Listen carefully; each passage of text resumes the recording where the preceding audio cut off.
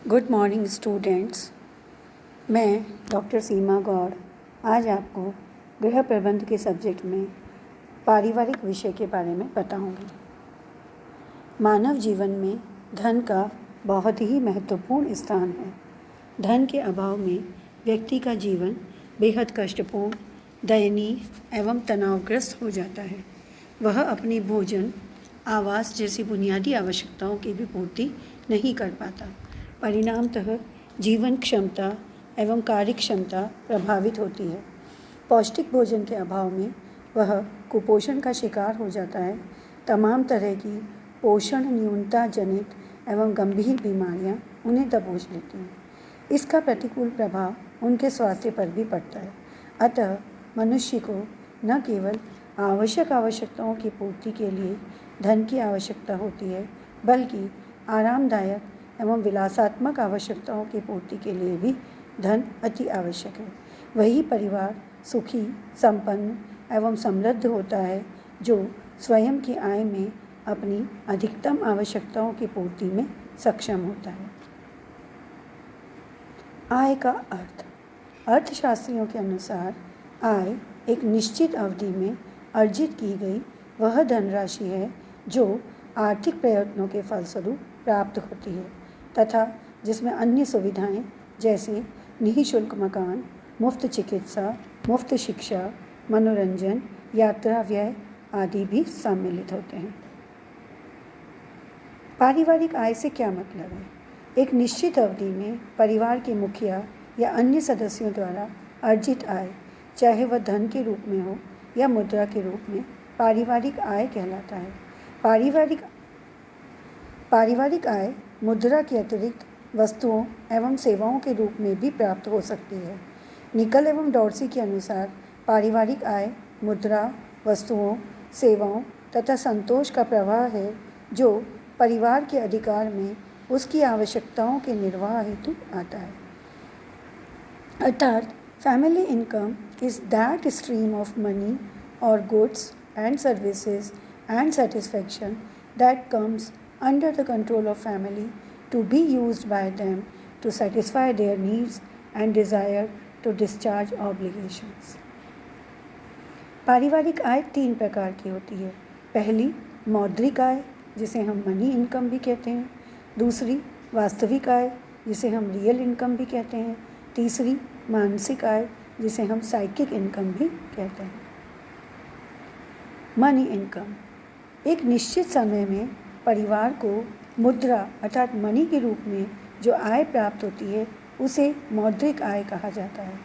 मौद्रिक आय में क्रय शक्ति होती है अर्थात परचेजिंग पावर होती है। आप मुद्रा के द्वारा कुछ भी वस्तु खरीद सकते हैं। इससे हम दुनिया की अनेक वस्तु एवं सेवाएं प्राप्त कर सकते हैं। बचत करके बैंक में पैसा जमा कर सकते हैं।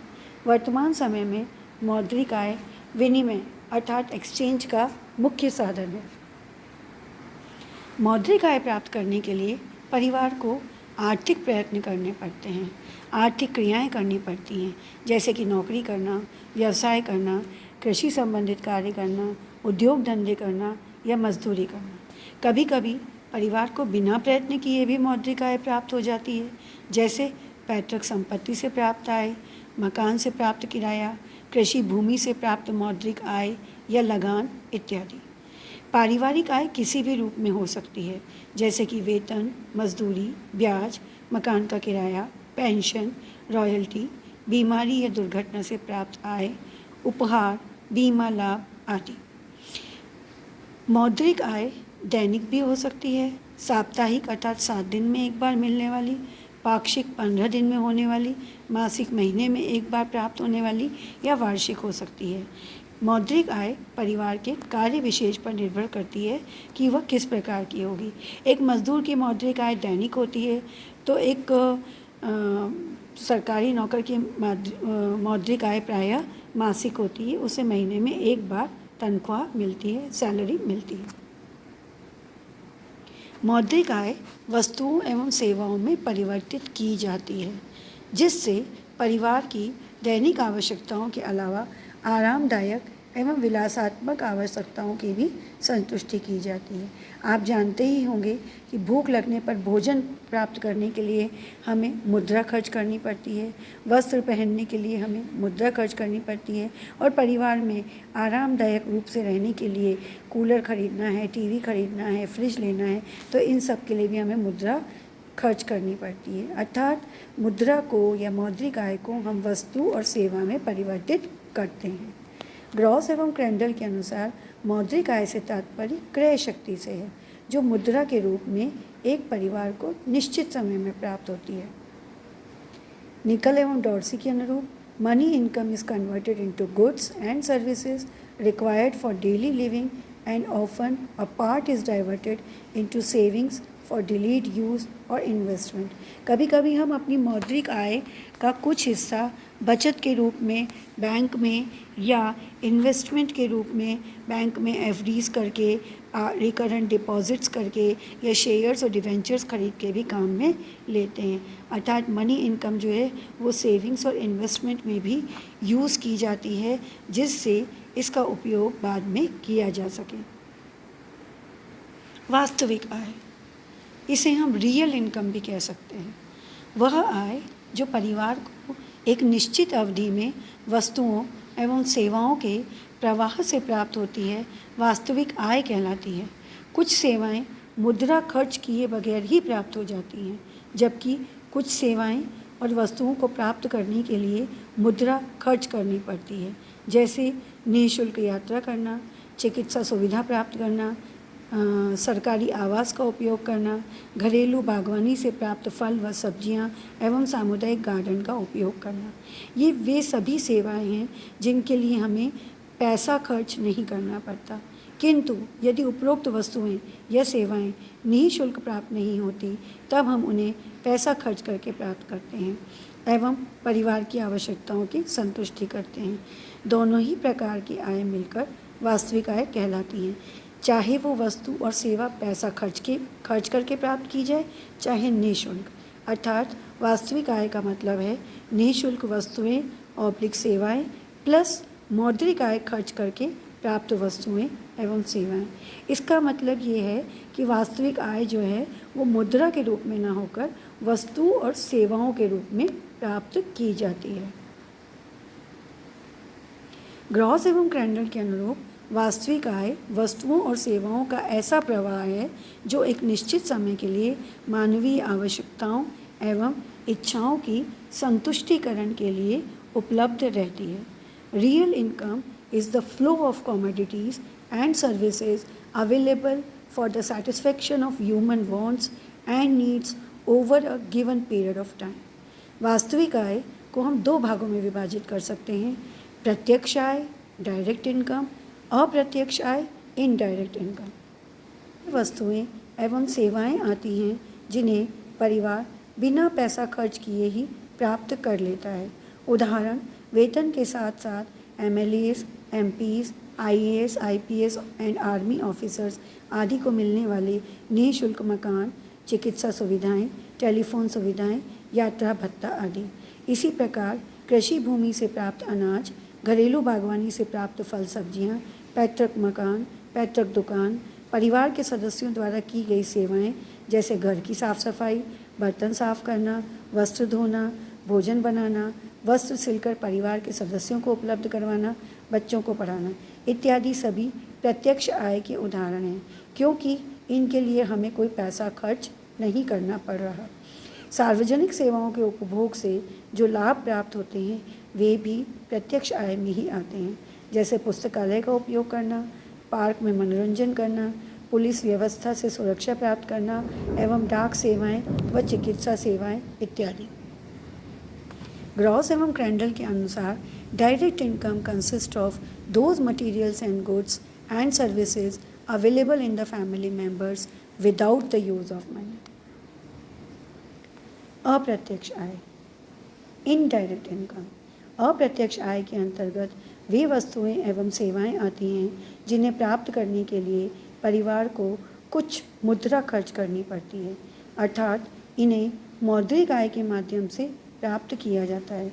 उदाहरण, सस्ते दामों में सुंदर, आकर्षक, खूबसूरत एवं टिकाऊ वस्तु खरीदना, सस्ते मूल्य में पौष्टिक सामग्री क्रय करना, कम राशि खर्च करके बच्चों को अच्छे विद्यालय में प्रवेश दिलाना।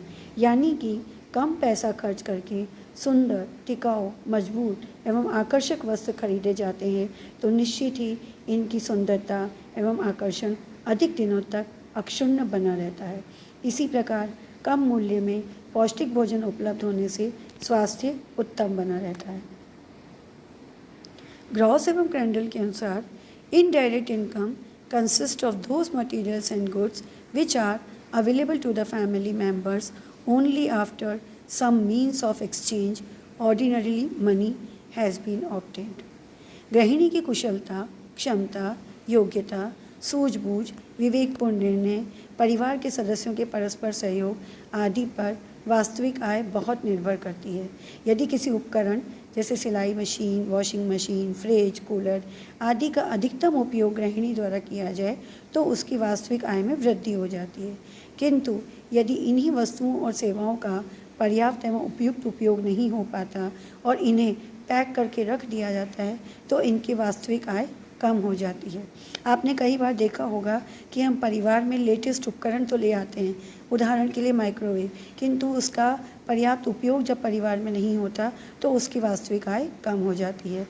अतः वास्तविक आय में वृद्धि के लिए गृहिणी को कार्य कुशल होने के साथ साथ वस्तु एवं सेवाओं का पूरा ज्ञान भी होना चाहिए। साइकिक इनकम अर्थात मानसिक आय। मानसिक आय का संबंध मुख्य रूप से मन के संतोष से होता है। परिवार मुद्रा खर्च करके सेवाएं प्राप्त करता है। इन वस्तुओं एवं सेवाओं के उपभोग से मन को जो संतुष्टि और तृप्ति मिलती है वही मानसिक आय अर्थात मेंटल और साइकिक इनकम कहलाती है। यथार्थ में मानसिक आय कोई आय ही नहीं होती, बल्कि यह तो अंतर्मन को प्राप्त होने वाला सुख है जो पारिवारिक परिस्थितियों एवं व्यक्ति के मानसिक दृष्टिकोण पर निर्भर करता है। प्रायः देखा जाता है कि समान परिस्थितियों में समान वस्तुओं एवं सेवाओं के उपभोग से अलग अलग व्यक्तियों को अलग अलग संतोष मिलता है। ग्रॉस एवं क्रैंडल के अनुरूप psychic income consist of the satisfaction which persons derive from there real income, either direct और आइदर इनडायरेक्ट। मानसिक आय पूर्णतया व्यक्तिगत होती है, जो व्यक्ति की इच्छा, रुचि, ज्ञान, मूल्यों आदि पर निर्भर करती है। इसे मापना बेहद कठिन है। उदाहरण के लिए घर में परिवार के सभी सदस्यों को भोजन में दाल बाटी चूरमा उपलब्ध करवाया जाए, किंतु घर के कुछ सदस्यों को तो यह भोजन बहुत पसंद आए जबकि किसी दूसरे सदस्य को वह भोजन ज़रा भी पसंद नहीं आए। तो जिन्हें पसंद आएगा उनकी साइकिक इनकम अच्छी होगी और जिन सदस्यों को पसंद नहीं आएगा उनको संतुष्टि नहीं मिलेगी, उनकी साइकिक इनकम ज़रा भी अच्छी नहीं होगी। इसी प्रकार यदि किसी व्यक्ति को ठंडा पेय पदार्थ पीने पर अधिक संतुष्टि मिलती है तो वहीं उस दूसरे व्यक्ति को ठंडे पेय पदार्थ बिल्कुल भी पसंद नहीं होते। निकल एवं डॉर्सी भी कहते हैं, psychic income is that flow of satisfaction that arises out of everyday experiences. ये हमारे दैनिक अनुभवों के परिणाम हैं, derived largely from the use of money and real income and making for psychic and physical well-being. It is intangible and subjective. ये बहुत ही व्यक्तिगत होता है, but the most important income of all in terms of quality of living. लेकिन income के रूप में quality of living को जज करने के लिए ये सर्वाधिक महत्वपूर्ण इनकम कहलाती है। आज मैंने आपको विभिन्न प्रकार की इनकम और उनके उपयोग बताए। मुझे आशा है, पूर्ण विश्वास भी है कि आपको ये चैप्टर अच्छे से समझ में आया होगा। मैंने परिभाषाओं को हिंदी और इंग्लिश दोनों ही माध्यम में आपको समझाने का प्रयास किया है। आपको परिभाषाएं शब्दशः याद करने का प्रयास करना।